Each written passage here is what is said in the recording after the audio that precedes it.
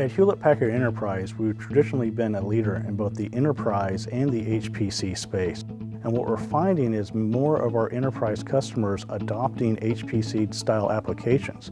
So when we set out to redesign the Apollo 6000, we heard very clearly that we needed flexibility to design for a breadth of high-performance computing workloads. We began with a set of design principles that we heard very clearly from our customer base. I mean, for HPC customers, compute capabilities was extremely important, right?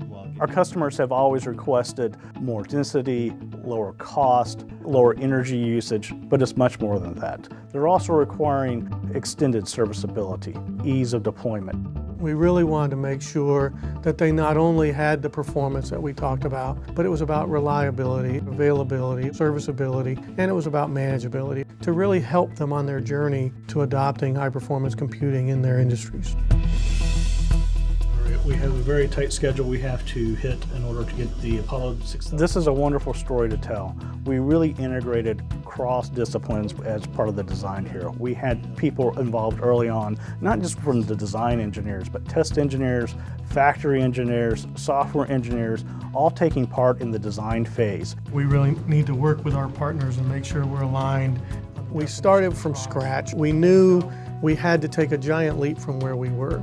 The design started on paper. When the paper turned a little more proper, we moved to cardboard. We've outlined it in cardboard. We decided to move the management module up top above the power supply. So what that allows us to do is make the switches a little bit wider.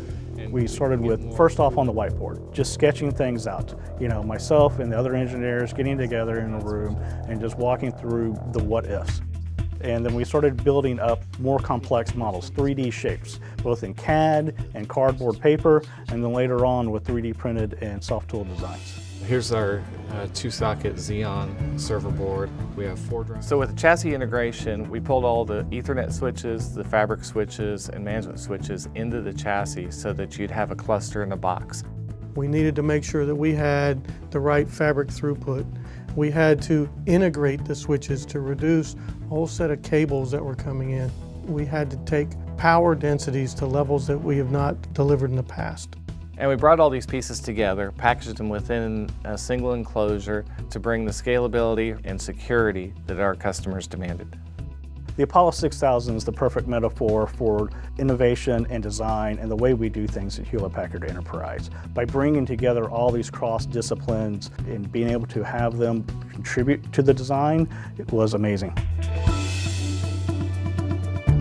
We are excited to introduce the HPE Apollo 6000 Gen 10 system. It represents the next generation of high-performance computing power, efficiency, and reliability.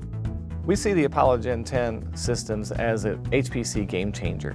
That we can fit more servers per rack U than our competitors. We have very tight integration of our fabrics with super high speed 100 gig fabric connectivity to each of the servers, as well as integrated 10 gigabit networking. You get an ideal solution for a massively highly parallel HPC application with the right fabric connectivity, the right fabric radix, the right power envelope to give you a truly awesome HPC experience. What we're doing here at Hewlett-Packard Enterprise is introducing the new Apollo 6000 system that will meet not only their current demands, but their future demands as well. Bottom line, we delivered a very optimal solution. It's here today, so our customers can start to deliver on their high-performance computing needs today and tomorrow.